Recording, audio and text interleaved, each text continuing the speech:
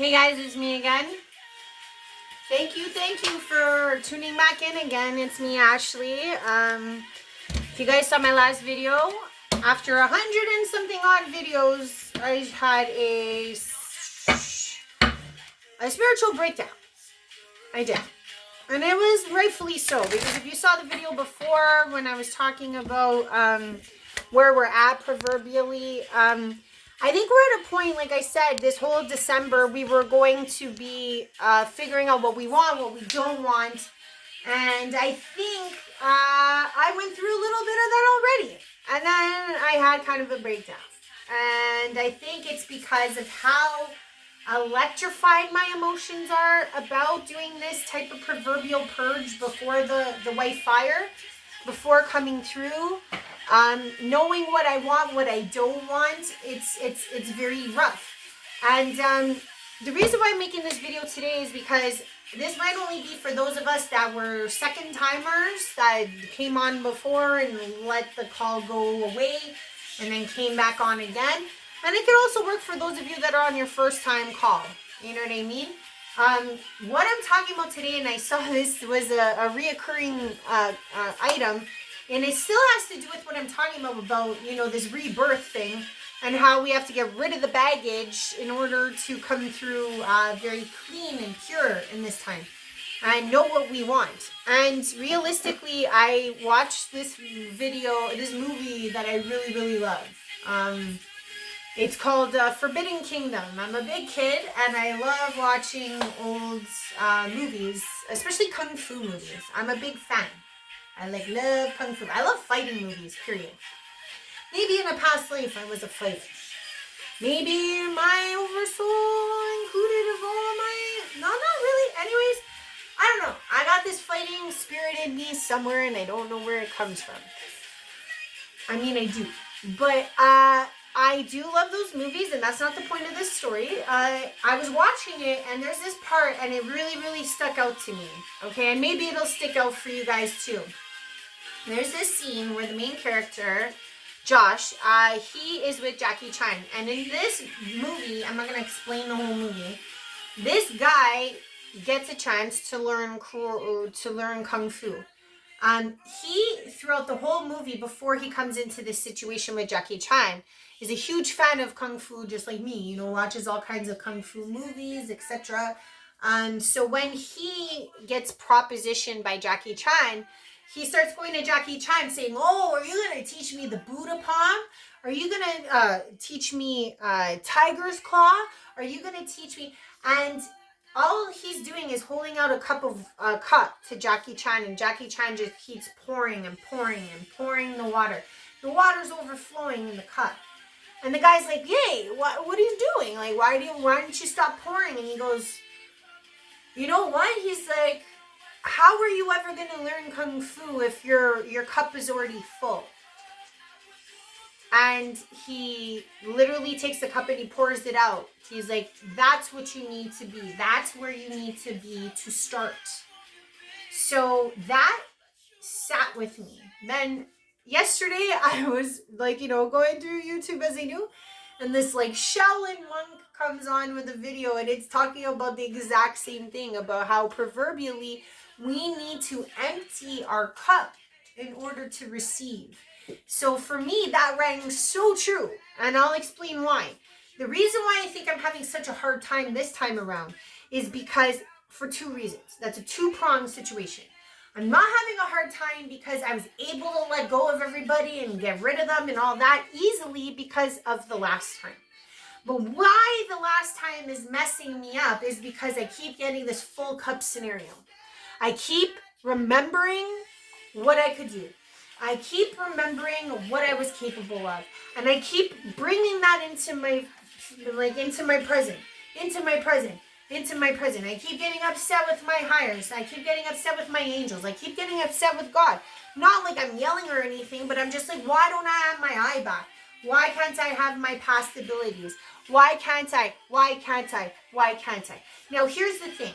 For those of you coming on, and you're just a first-time coming oner, it's a beautiful way to be, because you are living in a place of naivety. And I'm not saying that to be bad. Please, hear me when I say this. when it's just like the first time you're in love, right?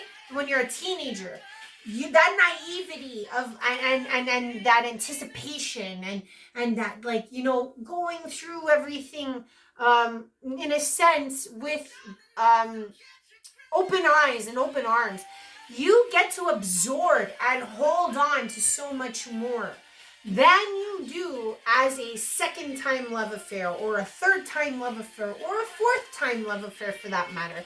And the reason why is because your cup is empty. The first time you fall in love, your cup is empty. You've never experienced it, you've never had it, you don't know what to expect. And in that is that courageousness is where you find your brilliance, okay? Because you don't know what to expect, because you don't know what's in front of you, you don't know, and you react in such brilliance because of it. Now, for those of you guys that are second timers like me, you will understand what I'm saying. Because we've sort of tread through it the first time, we might be more trepidatious. We might be more scared. We may be more, like we overthink things, or we're more cautious, okay? And I'm bringing this up because as a second timer, I need to empty my cup. I need to be like you guys, okay? I need to be open-minded again, okay? I need to see the forest for the trees. And not to say that I don't, but I know that what you guys last saw me go through was me realizing that I've got to do this work where I can walk into this with no pain, with no past anything. So this is what I'm going to talk about. So for those of you that may feel like you're in the same boat as me, what I like to do in order to empty my cup is I need to rewrite some of my past memories. And some of you might be like, what do you mean rewrite? It is possible. At least not to rewrite a memory, but you can rewrite your perception of the same memory. Now, the way I do it is that I personally need to do it through meditation or trance in order to do it. And for those of you that have a hard time meditating, you'll have to first get good at meditation and being able to sit with yourself for more than 10 minutes in order to pull something off like this. But what you can do is you can take your mind's eye, take that memory, hold on to that memory, go back in time to that memory. Now what you do is you're going to first do it through your own eyeballs, okay? Sorry, my toys just tend to go off sometimes. You see through your own eyeballs first. You perceive the memory in your own perception first. And then what you do is you play it over and over and over again. Take notice to the emotions you're feeling. Take notice to what you're saying. Take notice to what was the overall understanding of that moment. Then, once you feel comfortable that you have exited that feeling or moment or emotion or memory, you can now move on to the parties involved. So, for example, let's say it's just you and some other person. Let's call them Joe, okay? Let's say it's just you and Joe in the memory. Now what you've got to do is you've got to switch perceptions. You've now got to get into the eyeballs of Joe. Okay? Now you might be like, oh, how do you do that? It's very simple. All you have to do is say, I now choose to see through Joe's eyes. And you'll notice that your little blurb of your ball of soul shifts into Joe. And once you're in Joe's eyes, and you can see the same. So what you're going to be seeing is yourself, but through Joe's eyes. And you're going to replay that memory over and over and over again, but through Joe's eyes this time. Okay? And once you've done that and you've come to peace with Joe's version, okay, you can now do what we call the third person perspective, where you are like a fly on the wall and you are watching both yourself and Joe's perspective. And now because you've played through both, you've understood the emotions on either side, you are now a bipartisan. You're not feeling emotions as the third person in this. You're just viewing the two parties partaking in said emotion and said memory. And once you do that over and over and over, you can release it. So for those of you that are in the same boat as me, that are like, you know what, I'm having a really hard time of letting go of the past. that's what I'm going to be doing this entire month. I'm going to be releasing the same memories. I'm doing this third person, this secondary person, the fifth person. It doesn't matter how many people are in the memory. You've got to go through everybody's eyeballs until you can finally find peace with that memory so that you can release it. So I hope that's really helpful. And the reason why I say that is because for those of you that did watch me break down, my memory has to do with love. I'm going to say it flat out. Never had love, never been in love. But my past has to do with love.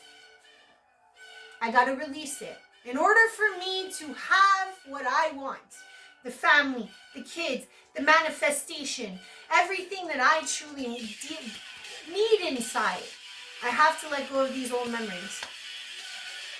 Because that's just what it is. I'm going to do some cards. You know me, I do the weekly cards to read the energy of the week. So I hope that helps. Thank you so much for those of you that did sign on. I managed to get a couple more subscribers. It was fantastic. Like I said, the algorithms are not really my friend, but I'm trying. And I'm going to keep trying and I'm going to keep striving. And I always say quality over quantity. So there you have it. Well, there's one for... Oh, my homie, Raphael's coming out. Healing, and Raphael. Fourth chakra, Archangel Raphael. I think he's coming out because I was about to spill some tea on that whole love thing, and he keeps telling me not to do it. So I'm a listen. Because I have a big trauma with my past when it comes to love. Door to spirit. Maybe what I'm telling you is so that you can walk through that door of spirit. Who knows? But it is a beautiful moment in time. So if you are also in the same path where you're trying to release these things, I hope that this helps. It's not easy to do. It takes a lot of work. Like you literally have to sit there for hours and do it over and over and over and over again. Till it doesn't hurt. Till it's gone. Till it doesn't faze you. Indecision. Two paths. And what did they lead to? Victory. So, in the past video, like I said, whenever my hires ever talk to me and they're always like, you're exactly where you're supposed to be. And it is a truth. That is exactly what I feel too. So when I see something like Archangel Raphael coming out, this is a time of healing. That's what I see. The door to spirit is being opened. And basically we're left with this indecision. Do we walk through the door? Do we stay behind the door? Do we go through this white fire and move forward? Or do we stay stuck in this indecision? And maybe that's where a lot of us are right now. I know that's where I am right now. I've got to break free. I've got to remember me before you. Okay? Somebody might know what that's about. But I need to remember me before you. Okay? And if I can do that, but then it's like that's the only way I can move forward. I gotta do all this work. I gotta do all this work so that I may find my own victory. And for me, for those of you that saw, my victory is the family. My victory is finding my love. My victory is finding love for myself, love from others, love of another, and family. And that is my victory. So in order for me to get through this breaking of indecision and walk through this door of spirit that I see ahead of me, that gate that's just sitting open, am I going to walk through it? Am I not going to walk through it? Am I going to let the past hold me back? Or am I going to move forward into the future?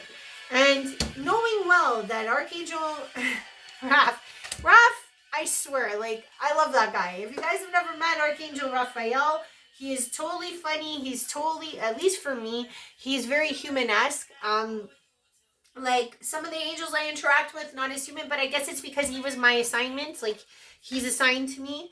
So we have a pretty strong bond, and I notice, like, he comes through a lot more human-esque.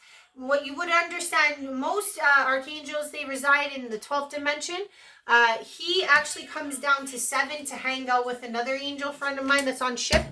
just so that he can stay in contact with me energetically. Like, it's a lot easier for him to, I think that's the farthest he can come, and he can't go past 7 in order to reach out to me. And I am so thankful. So this angel, great with healing, but I truly know that when I see that card, and when I see anything to do with Raphael, it's all about healing. And that's where we are right now. We're healing past wounds.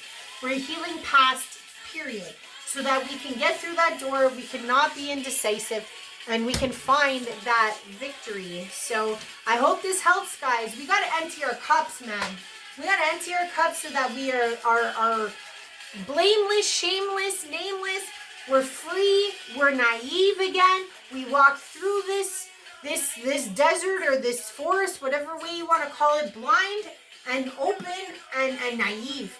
If I could be naive again, I would, because there's a power in naivety, and you guys don't even know. There is a power in that, and I hope we can all find it. So if you do like what I'm saying, please like, please share, please subscribe. I'm back on the track. I'm back on path, and I mean, not that I ever got off. I've had my moments. I've gone, lower. I'm going back higher, but I really need to do this work, and I bet you guys do too. So I love you lots. Have a good one.